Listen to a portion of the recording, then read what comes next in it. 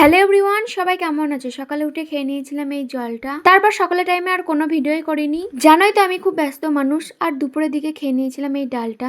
এখন এই ডালটা ছাড়া আমি কোনো তরকারি খেতে পাচ্ছি না, তাই এটাই খাচ্ছি। তারপর এদিকে আমি খেতে লেগেছিলাম। ডালটা যে গরম সেটা আমি ভুলে গেছিলাম, লোভ করে খেতে গিয়ে জিভ পুড়ে বসে আছি। তারপর লোভ করে সবই খেয়ে নিয়েছিলাম, একটু বাদ দিইনি। তারপর আমি আমার ভূতের মতন চেহারাটাকে নিয়ে আয়নার সামনে গিয়ে ঢং করছিলাম। আয়না দেখলেই হলো আমার, আয়নার সামনে গিয়ে ঢং করতে লাগি। তারপর এই বুনিটাকে নিয়ে একটু জ্বালাচ্ছিলাম। ও মনে মনে ভাবছে এ কি করছে ক্যামেরা চালিয়ে। তো যাই হয়ে যাক, আমাকে তো ভিডিও করতেই হবে, তাই আমি ওকে একটু ভিডিওর মধ্যে নিয়ে নিয়েছি। এদিকে বুনিরা ব্যাডমিন্টন খেলছিল, আর আমারও অনেকদিন খেলা হয়নি, খুব মনে হচ্ছিল একটু ব্যাডমিন্টন খেলি। আমি মনে মনে ভাবছিলাম কখন আমাকে বলবে দিদি আমার সাথে একটু ব্যাডমিন্টন খেলো, কিন্তু কি করা যাবে, আমাকে তো বললো না, তাই আমি নিজে থেকে ওদেরকে বললাম আমাকে খেলা নে। বাচ্চা মেয়ে পেয়ে আমি বুঝিয়ে সুঝিয়ে অনেকক্ষণই ওদের সাথে খেলেছিলাম। অনেকদিন খেলা করিনি, তাই আমি পারছিলাম না ভালো, যাই পেরেছি ওই অনেক আমার কাছে। তারপর আবার একে নিয়ে চলে গেছিলাম আমার মামার বাড়ি।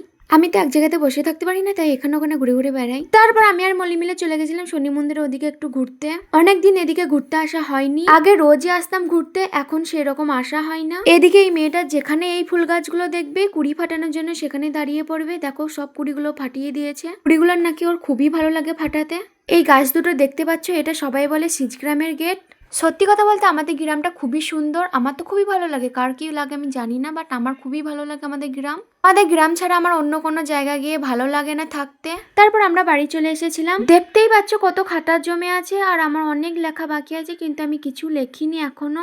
আসলে লিখতে আমার একবারেই ভালো লাগে না। তারপর কি করবো, লেখাটাকা বাদ দিয়ে খেয়ে নিয়েছিলাম গরম গরম কফি। আজকের মতো এখানেই টাটা।